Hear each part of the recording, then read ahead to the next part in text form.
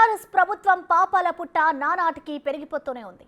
తవ్వే కొద్దీ బీఆర్ఎస్ నేతల అవినీతి బయటపడుతూనే ఉంది. అయితే ఇప్పటి వరకు ఉన్నవి ఒకెత్తు, ఇప్పుడు చెప్పుకోబోయేది ఒకెత్తు అంటే ఆశ్చర్యపోనక్కర్లేదు. ఏకంగా గులాబీ బాస్ కేసీఆర్ 2,88,811 కోట్ల రూపాయలను అనుమతులు లేకుండా ఖర్చు చేసినట్లు కాంగ్ నివేదిక బయటపెట్టింది. 2014-15 నుంచి 2021-22 ఆర్థిక సంవత్సరం మధ్య కేసీఆర్ ఇష్టానుసారం ఖర్చు చేశారని కాంగ్ ఎండగట్టింది.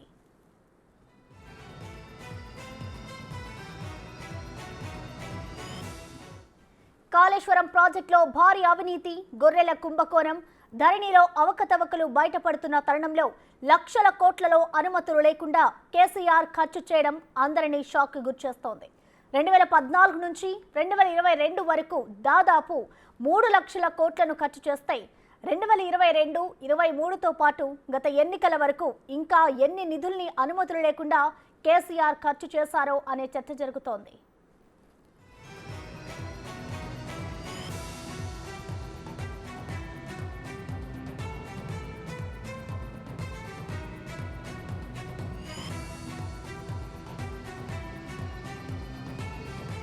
రాష్ట్ర స్థాయిలో ప్రభుత్వం ఖర్చు చేయాలనుకుంటున్న నిధుల విషయంలో శాసనసభలో సమావేశమైన మెజారిటీ ఎమ్మెల్యేల నుంచి ఆమోదం పొందాలి. కానీ శాసనసభ అధికారానికి మించిన ఖర్చుల క్రమబద్ధీకరణ అంశాన్ని కేసీఆర్ పరిగణలోకి తీసుకోలేదని కాగ్ నివేదిక స్పష్టం చేసింది.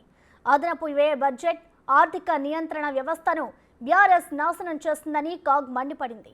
ప్రజా వనరుల నిర్వహణలో కేసీఆర్ ఆర్థిక క్రమశిక్షణను విస్మరించారని కాగ్ విస్మరించింది.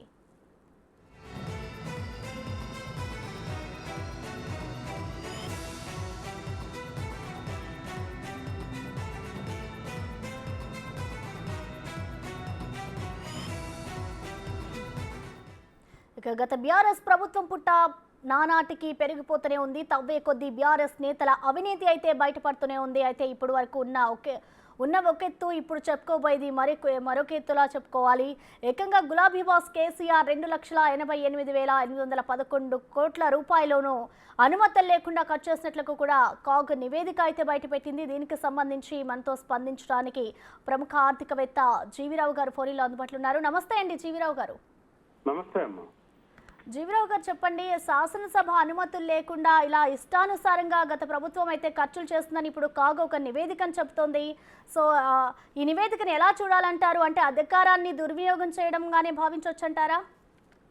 అంటే ఇప్పుడు మనము భారత రాజ్యాంగంలో ఆర్టికల్ 204, 205 ప్రకారంగా కన్సాలిడేటెడ్ ఫండ్ ఆఫ్ ఇండియా నుంచి ₹1 విత్డ్రా చేయాలన్నా కూడా దానికి తప్పనిసరిగా మనకి రాష్ట్ర శాసనసభల యొక్క అనుమతి అవసరం. అయితే ఈ విధమైనటువంటి అనుమతులు ఏమీ కూడా తీసుకోకుండా ఏ రాష్ట్రమైనా సరే కనుక ఖర్చు పెడితే అది రాజ్యాంగాన్ని తూట్లతో పొడిచినట్టే అవుతుంది. అయితే ఇక్కడ మనం ఈ కాగ్ నివేదికను కనుక సమగ్రంగా పరిశీలిస్తే కేసీఆర్ గవర్నమెంట్ వచ్చినటువంటి మొదటి సంవత్సరంలో ఎక్సెస్ డ్రాయింగ్స్ లేవు. కానీ 2015-16లో 5,000 కోట్లు, 16-17లో 18.5 కోట్లు, 21-22లో 60,000 కోట్లు, ఓవరాల్ గా మొత్తం మీద 2,88,511 కోట్ల రూపాయలు అనేటువంటిది వీళ్ళు డ్రా చేశారు.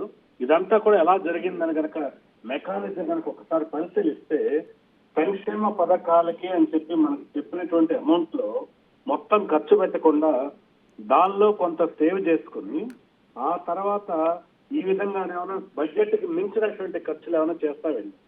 అయితే ఈ బడ్జెట్ కి మించిన ఖర్చులు దేనికోసం వీళ్ళు పెట్టారు అని చెప్పి కనుక మనం డీటెయిల్స్ లోకి వెళ్తే ఎక్కువగా వీళ్ళు చేసినటువంటి అప్పులకి వడ్డీ చెల్లించడానికి మరియు మరికొన్ని ఇతర ఖర్చుల కోసం పెట్టారు. ఇలా చేయొచ్చా? అసలు నిబంధనలు దీనికి అనుమతిస్తాయా అంటే ఈ యొక్క తెలంగాణ స్టేట్ ఆడిట్ డిపార్ట్మెంట్ పోర్టల్లో ఆర్టికల్ 3B ఫైనాన్షియల్ కోడ్ ప్రకారంగా ఈ యొక్క వేస్ అండ్ మీన్స్ అడ్వాన్సెస్ ను పే చేయాలంటే వీళ్ళకి 2021-22లో కేవలం 100 కోట్లకు మాత్రమే అనుమతి ఉంది. కానీ వీళ్ళు వేస్ అండ్ మీన్స్ అడ్వాన్స్ చెల్లించింది 67,274 కోట్లు.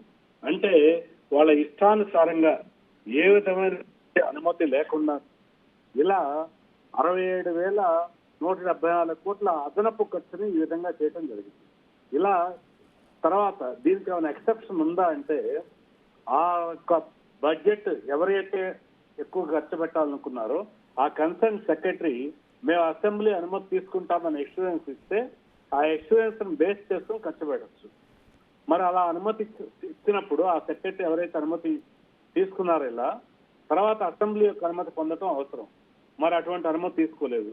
మరొక ముఖ్యమైన విషయం ఏంటంటే ఇక్కడ పబ్లిక్ అకౌంట్స్ కమిటీ 5 సార్లు సమావేశం అయినప్పటికి కూడా ఆ సమావేశంలో కూడా ఈ ఇర్రెగ్యులారిటీస్ గురించి చర్చించలేదు. ఇకపోతే అలాగే ఇక్కడ ఈ యొక్క ఆడిట్ అధికారులు అడిగినటువంటి వివరాలు కూడా వాళ్ళకి లభించలేదని చెప్పి ఈ యొక్క కాగ్ నివేదిక ప్రకారం తెలుస్తుంది. దీన్ని బట్టి చూస్తుంటే మనకి కాగ్ నివేదికను అనుసరించి చూసిన విషయాలను బట్టి ఏ రాష్ట్ర ప్రభుత్వం కూడా ఇలా ఒకవేళ ఖర్చు దాటి పెట్టాల్సి వచ్చినా కూడా తక్షణమే తర్వాత అనుమతి తీసుకోవాలి. ఆ అనుమతులు కూడా లభించలేదు. ఇలా చట్ట వ్యతిరేకంగా జరిగినటువంటి ఈ 2,88,511 కోట్ల రూపాయల ఖర్చుకు సంబంధించి పూర్తి బాధ్యత తీసుకుని ఆయా వ్యక్తులు దానికి సమాధానం చెప్పవలసిన అవసరం ఇప్పుడు కూడా ఉందని చెప్పి మనం చెప్పొచ్చు.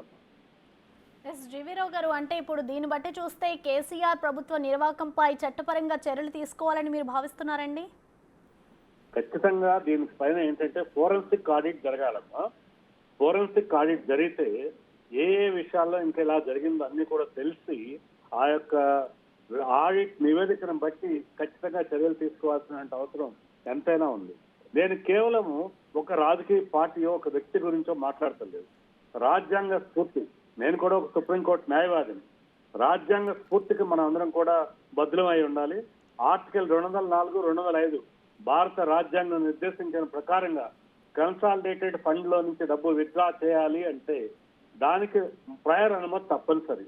మరి ఇక్కడ అసెంబ్లీ యొక్క అనుమతి లేకుండా, మెజార్టీ శాసనసభ్యుల అనుమతి లేకుండా పెట్టినటువంటి ఈ ఖర్చు పెట్టిన తర్వాత కూడా అనుమతి తీసుకోలేదు. తర్వాత అలాగే పబ్లిక్ అకౌంట్స్ కమిటీ దృష్టికి కూడా దీన్ని తీసుకెళ్ళకపోవటం, ఆ పబ్లిక్ అకౌంట్స్ కమిటీ సభ్యులు కూడా దీనిపైన ప్రశ్నించకపోవటం చాలా ఆశ్చర్యంగా ఉంది. దీనిపైన ప్రస్తుత ప్రభుత్వం స్పందించాల్సిన అవసరం ఉంది. ఈ విషయాలన్నీ కూడా ముందుగా ప్రజల దృష్టికి తీసుకురావాలి.